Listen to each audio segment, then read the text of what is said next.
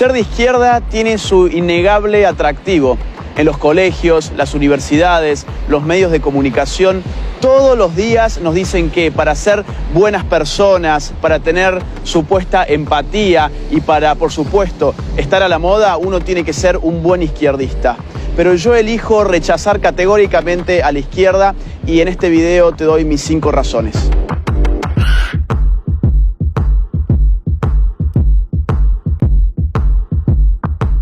Razón número 1. La izquierda es la ideología más asesina de la historia. Izquierda y derecha son categorías políticas que nacen en el marco de la Revolución Francesa. Los jacobinos, la primer fuerza de izquierda, por así decirlo, del mundo occidental, fueron los primeros en establecer un gobierno de partido único, que a través del Comité de Salvación Pública asesinó a más de 35.000 personas por no adherir o por oponerse al régimen revolucionario a través de lo que se llamó el terror. Pero el siglo XX vería llegar al poder a la izquierda socialista a través del movimiento comunista bolchevique, de tipo marxista-leninista y maoísta. Entre 1917 y 1991, estos llevaron adelante las matanzas más cruentas de nuestra historia moderna.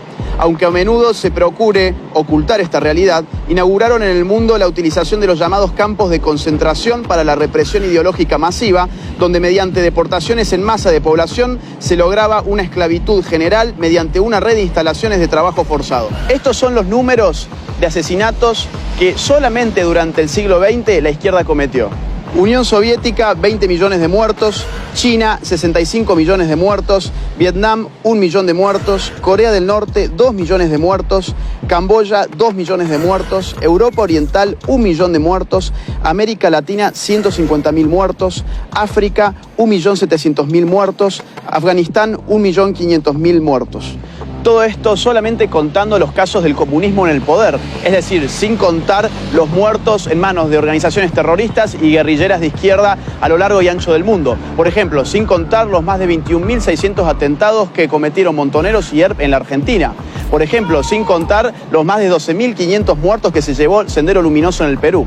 Si de asesinatos se trata, es bueno recordar que el primer país en el mundo que legalizó el aborto fue la Unión Soviética en el año 1920 y que en América Latina el primer país que legalizó el aborto fue Cuba en el año 1965. Es por eso que el más importante político libertario del siglo XX, Ron Paul, ya nos decía en su libro Aborto y Libertad que el aborto estaba íntimamente ligado con el totalitarismo de los movimientos comunistas. Razón número 2. La izquierda en el poder recorta todo tipo de libertades. Como explica Norberto Bobbio en Derecha e Izquierda, la médula ideológica del izquierdismo es su igualitarismo. El deseo de hacer iguales a los hombres, más allá de la igualdad ante la ley, lleva a la izquierda a destruir la libre iniciativa y la espontaneidad social. Además, el Estado reclama cada vez más poder porque siempre se necesita más poder para lograr la ansiada igualdad. Asimismo, dado que para ser iguales a los distintos hay que tratar a las personas necesariamente de manera desigual, la izquierda termina también estropeando la igualdad ante la ley. Veamos, por ejemplo, el ranking 2018 de la Heritage Foundation, que indexa a los países según su nivel de libertad económica, midiendo cantidad de impuestos, de subsidios, de regulaciones, de tramitaciones, etc. En este ranking, que escruta 180 países, los últimos 3 puestos se los lleva Corea del Norte, Cuba, Venezuela. La Bolivia de Evo Morales figura en el triste puesto número 173. Pero la izquierda no solamente aplasta la libertad económica, lo mismo hace con el resto de libertades. Por ejemplo, la libertad de prensa. El ranking 2018 de Reporteros Sin Fronteras, que mide precisamente la libertad de prensa en el mundo, tiene en sus últimos 3 lugares a Corea del Norte, China y Cuba. No olvidemos al mismo tiempo que, por ejemplo, en Venezuela, entre el año 2011 y 2018, más de 3.200 ataques a la libertad de expresión han tenido lugar. Razón número 3. La izquierda destruye la economía y el consumo. 3 grandes economistas y sociólogos, Ludwig von Mises, Max Weber y Boris Bruskus, demostraron a principios del siglo XX que bajo el socialismo la contabilidad es imposible, porque la información requerida, que es provista por el sistema de precios, queda destruida. Hay 2 tipos de casos. O bien la información no existe, como los llamados comunismos de guerra, porque lo que no existe es el dinero queda prohibido y la producción y la distribución quedan organizadas por un aparato de tipo militar, O bien la información no se genera correctamente, porque si bien las empresas utilizan dinero, lo que ellas ganan ya no depende de la demanda de los consumidores ni de la oferta en el marco de una libre competencia. Este segundo tipo, el llamado socialismo real, es el más conocido caso de economías estatizadas por la izquierda. En este caso, las empresas públicas son premiadas monetariamente a partir del cumplimiento de arbitrarias metas de producción establecidas por el propio Estado. Es sabido, por ejemplo, que la Unión Soviética terminó informándose sobre cuánto costaban ciertas cosas a través de catálogos de precios provenientes de los Estados Unidos, ya que el Estado apenas podía lograr regular unos pocos precios que igualmente no reflejaban ni la producción real de los productos ni su necesidad. Esto llevó siempre a estos regímenes a la institución de la cola, para que la gente pudiera conseguir escasos bienes de consumo que finalmente debían ser racionados para que alcanzaran para todos. Así como también se daba el abandono de tiradas enteras de producción sin nunca ser consumidas, o que fuera más fácil para un campesino almacenar tractores rotos que comprar las refacciones.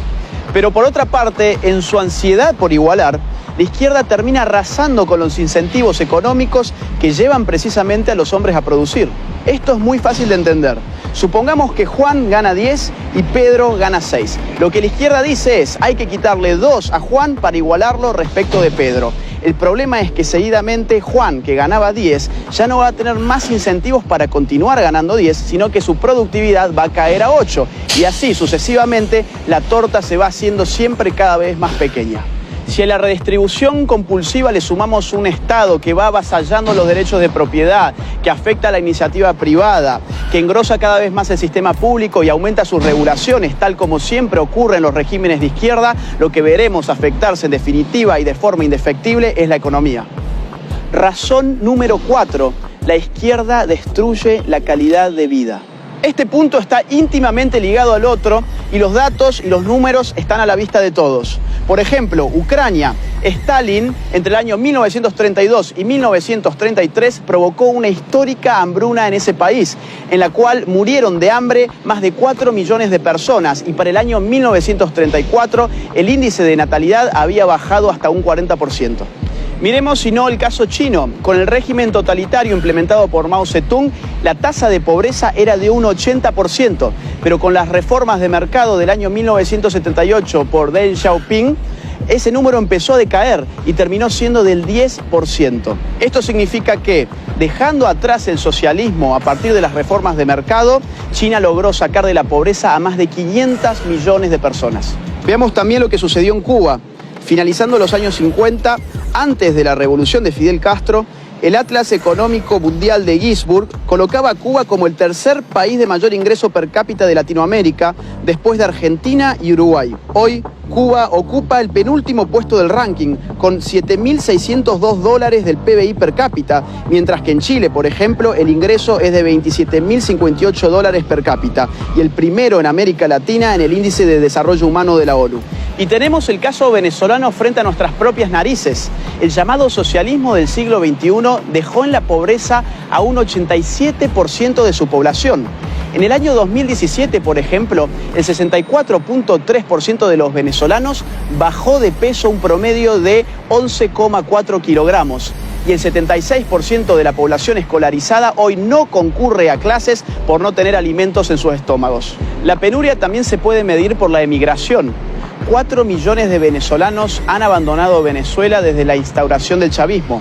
No importa que vivas bajo un océano de petróleo, la izquierda siempre empobrece a la gente. Y finalmente, razón número 5, la izquierda es la religión laica de los resentidos sociales.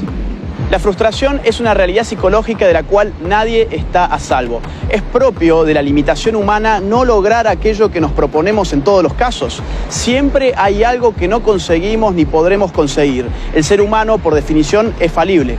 Acá es donde la izquierda interviene, calmando la frustración y trastocándola por resentimiento. Lo que la izquierda te dice es, vos no tenés ninguna responsabilidad individual sobre tus actos. Vos sos una simple víctima más de un sistema esencialmente injusto que te llevó a fracasar. La izquierda le ofrece al resentido un alivio de tipo psicopolítico, construyéndole un enemigo abstracto en el cual poder depositar todas sus frustraciones. Llámese capitalismo, patriarcado, heteronormatividad, imperialismo, colonialismo o como ustedes quieran. Pero de la frustración por conseguir el mayor éxito no viene necesariamente el resentimiento. Puede venir el denodado esfuerzo hacia la autosuperación en la medida en que la persona identifique en su fracaso aquella cuota de responsabilidad individual que le compete y se proponga remediarla. Y decimos cuota porque la responsabilidad individual es siempre eso, una parte del fenómeno. El resentimiento proviene de la frustración cuando no se tiene la voluntad de hacer un análisis equilibrado entre el propio fracaso y las posibilidades de prosperar. De esta forma, para proteger lo que queda de autoestima, se eliminan las responsabilidades individuales y se buscan solo los agentes externos como causa de los propios problemas, usando a determinadas estructuras sociales como chivo expiatorio. Estas son tan solo 5 razones de las tantas que podría darte. Si vos tampoco te considerás de izquierda, te invito a que levantes tu voz, a que no tengas miedo. Este es el momento de hablar contra ideologías perniciosas que se nos venden como modas y que no son otra cosa que una pieza más del establishment.